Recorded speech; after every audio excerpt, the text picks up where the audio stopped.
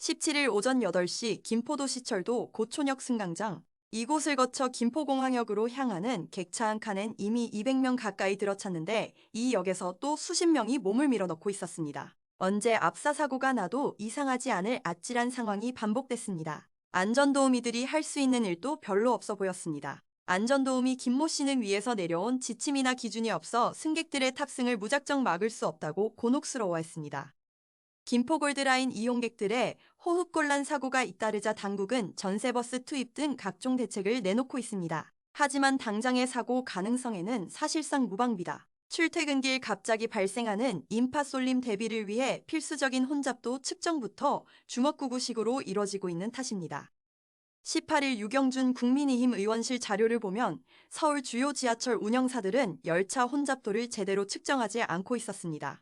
경의중앙선과 수인분당선 노선을 운영하는 한국철도공사는 교통카드 이용량과 노선별 열차 운행 자료를 통해 혼잡도를 산출합니다. 그러나 데이터 결과를 토대로 산출하는 사후 방식이라 사고 예방에는 별 효과가 없습니다. 서울 지하철 1호선에서 8호선을 운영하는 서울교통공사도 2, 3, 5호선의 경우 통신사 이용객 및 열차 무게 측정 장비로 실시간 혼잡도를 확인하지만 나머지 5개 노선은 직원이 눈으로 계산합니다. 엘리베이터와 탑승구로 나오는 승객을 일일이 센다는 뜻입니다. 당연히 정확도는 떨어질 수밖에 없습니다. 김포골드라인 운영사 김포골드라인 운영 주식회사 역시 마찬가지입니다. 열대 30대 여성이 각각 호흡곤란을 호소하며 쓰러진 11일에도 해당 노선은 혼잡도를 측정하지 않은 것으로 확인됐습니다. 동일한 기준이 없으니 갑자기 인파가 몰렸을 때 대처할 매뉴얼도 존재하지 않습니다. 유사시를 대비한 안전장치가 전무한 셈입니다. 운영사들은 현실적 이유를 듭니다. 코레일 관계자는 시간대별 이용객이 늘 일정 수준을 유지해 돌발 사고 가능성은 낮다고 해명했습니다. 교통공사 관계자도 노선별 상황이 제각각이라 표준화된 매뉴얼 마련이 쉽지 않다며 출퇴근 시간대 인력을 투입해 인파를 적절히 관리하고 있다고 설명했습니다.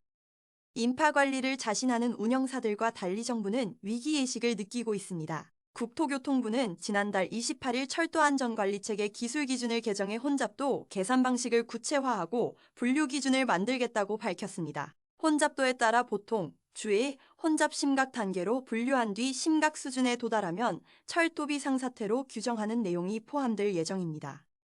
문제는 개정안의 알맹이가 아직 구체화하지 않았고 운영사들과 협의도 해야 해 실제 적용까지는 최소 6개월에서 길게는 1년 가까이 걸린다는 점입니다. 유 의원은 교통공사가 도입한 열차 하중감지 센서를 활용해 일종의 빅데이터를 구축하는 등 실시간 혼잡도를 체계적으로 관리해야 한다고 강조했습니다. 아울러 민자업체가 운영하는 열차에도 같은 기준 적용이 필요하다는 의견이 나옵니다.